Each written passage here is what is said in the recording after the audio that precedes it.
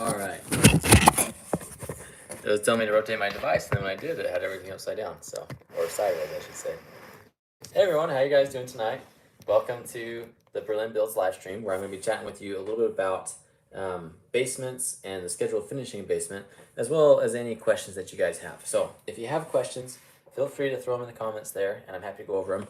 If I miss it, I apologize. If it's some of them I might just go over at the end, and some of them will kind of get answered as we're going. But anyways, this is going to be a great opportunity just to chat about a few things. So I'm a general contractor. I do a lot of basement finishing. That's kind of my main bread and butter. So just kind of want to talk about that. Sometimes people ask me like, what are the steps of finishing a basement? And that's what this is for. So one thing that you need to do first before you finish a basement is you kind of need to have a game plan of what you're going to be putting into the basement, right? You need to kind of think through like, hey, I want to do R15 blown-in insulation, or I want to do R13 drape insulation. So that's just one consideration. Also, just what do you want for your trim work? Are you doing accent walls? What are you going to be painting? A really big thing is a set of plans, right? You need a set of plans so that way when you, let's say you're going to do it yourself, if you have the plan in your head, that's tricky because you're probably going to mess something up. But it's always good to have something on paper, especially if you have someone else that you're going to bring into your basement, like a framer. Framing is one of the most important stages of finishing a basement, and we'll go over that here in just a couple minutes. But um, we typically do R15 blown-in insulation. Most basements here in northern Utah where I'm building have R11 drape insulation that starts out on the walls. We tend to remove that insulation and then install better stuff. Um, so look up your code in your area. I do really like the R15 blown-in. It's a really good product. It counts as fire blocking as well. As we can diverge and go down that rabbit hole here in just a minute, but first step for me for finishing basement is to remove the existing R11 drape insulation. We like to pull it down so that way we can frame really tight to the foundation wall and just kind of get the junky stuff out of the way. Then I like to have the HVAC company come in and do the roughs. I like to have them come in before the framer because the framer's going to be adding different drops. And if you have the framer come in and he'll frame all the drops tight, and the HVAC guy comes in and goes, hey, I need to add a whole nother run of ducting right here, then the framer has to come back and you're paying him even more money, right? So it's best if you just have the HVAC guy come in, and that's when he's going to run all the different supplies and returns and the bath fan venting. Um, Typically, I like to get a supply and a return in each bedroom, and then in the main like family room areas, I like to get a supply and the main return in there. And the bathrooms, depending, you can put a supply there. You don't always have to, but you at least want to have an exhaust fan that's going to be there. After the HVAC rough is done, that's when we deliver the lumber, and then we start framing. Framing on a basement depends on what you're doing, right? The framer I have, he's a little bit slower on the schedule. He usually takes a few days to frame, but he does a really good job, and to me, that's worth it. I've had other framers, they can knock it out in a day, but then you just have tons of corrections, right? Which is frustrating. So, pick your poison there. I'm willing to spend a couple extra days for a really good framer. That makes sense to me. Um, oh, hey, we've got someone watching. Hey, welcome. Nice to have you here. Feel free to throw any questions you have in the comments below. Oh, they just left. That's funny. Um, Anyways, with the framing done, that's when I like to have the plumbing rough come in. So that's when they're going to run all the water lines for like your toilet, your vanity, if you have like a kitchenette, any sinks that you have there, and they're also going to set your tubs. So if you're doing like a fiberglass tub shower combo, that's when that gets installed. If you're doing a shower, if you're doing a fiberglass shower, that usually gets installed at this stage. If you're doing a culture marble or like a tile shower, that's down the road, but we can talk about that in a minute. With the plumbing rough done, you're also going to have your electrical rough. So that's where you're going to be running all your wires. So you're going to be setting all your outlet boxes, all your light switch boxes, cans up in the ceiling. I guess I'm actually really curious what your guys' thoughts are on this. I've heard that there's, at least in my area, there's not a lot of guys that are putting can lights in basements. A lot of them are switching over to puck lights. Um, Anyways, so I'm curious at what your guys' opinions. I like the cans over the pucks, so I do cans and wafers typically. Is my sorry, my struggling with my words. Going live is a little awkward sometimes. What I typically do is either cans or wafers. Um, with your framing, your HVAC, plumbing, and electrical rough all done, that's when you're going to do your first time four-way with the city. So you'll have the city come out, they'll inspect, um, they'll come up with like a list of corrections for you. I don't recommend just leaning on the city for their list of corrections. I recommend just going through and making your own list.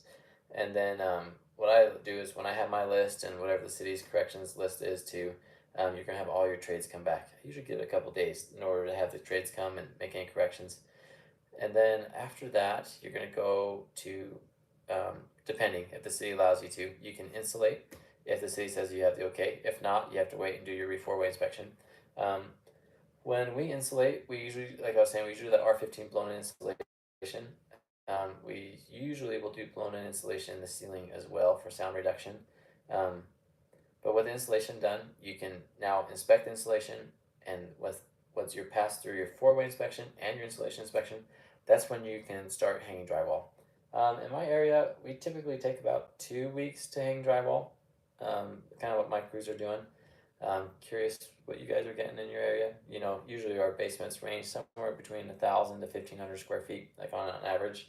That's about where we land with our square footage. With the drywall done, that's when you can get started with hard surface flooring. So if you're doing a tile floor, this is when you're going to want to do the tile floor. If you're doing LVP or engineered hardwood, we don't do those too often. I was curious if you guys have done those. This is the time that you're going to do that. When the hard surface flooring is done, that's when you're going to, I like to install my cabinets at this point. So the vanity, or if you have a kitchenette, like the kitchenette cabinets, or even a kitchen, right? Install those cabinets. And then after that, it's going into your trim carpentry, right? Once the cabinets are in, they'll have them come template for countertops. That is the time. Don't wait for that.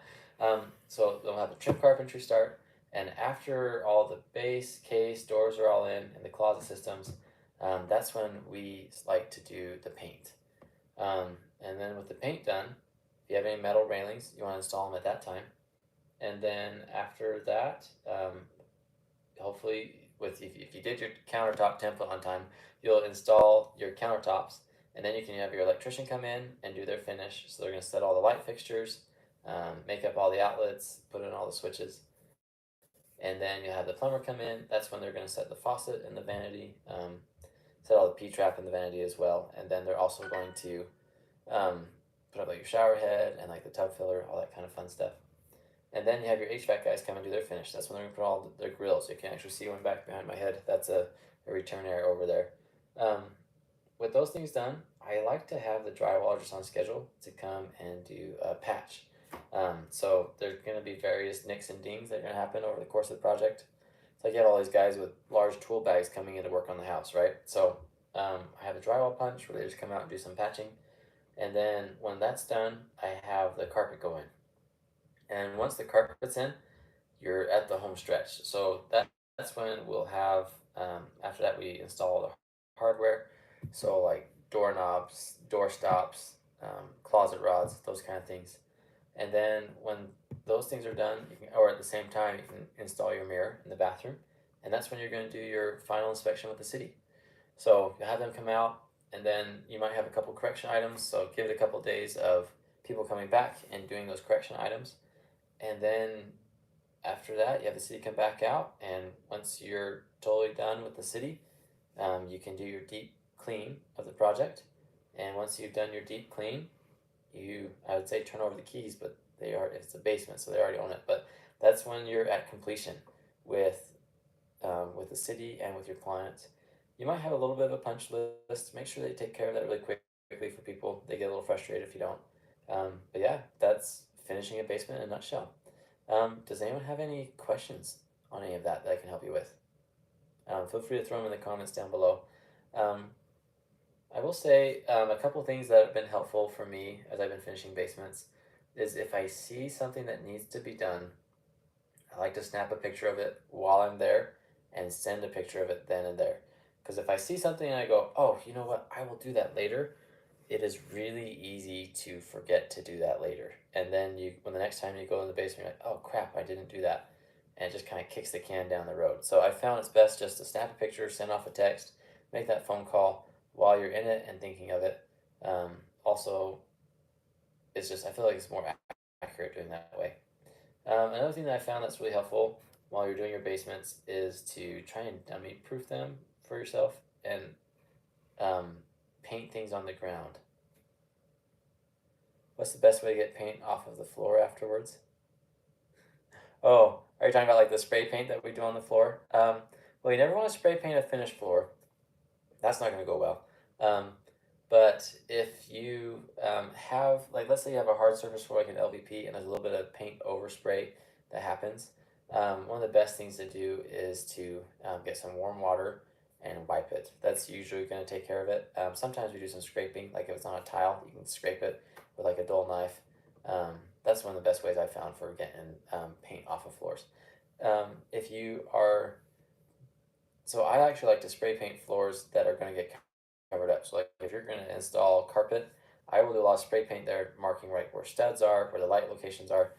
They often get covered up by the drywaller. So having it located on the ground will make it easier for you to know, one, that things are uncovered and they're where they're supposed to be. But if something did get covered up, you know, hey, we've got something right here. All right. Well, I hope that was helpful for you guys. Thanks so much for watching, and I'll catch you guys on the next one. If I can. I'm not sure how to turn this off. All right, here it is.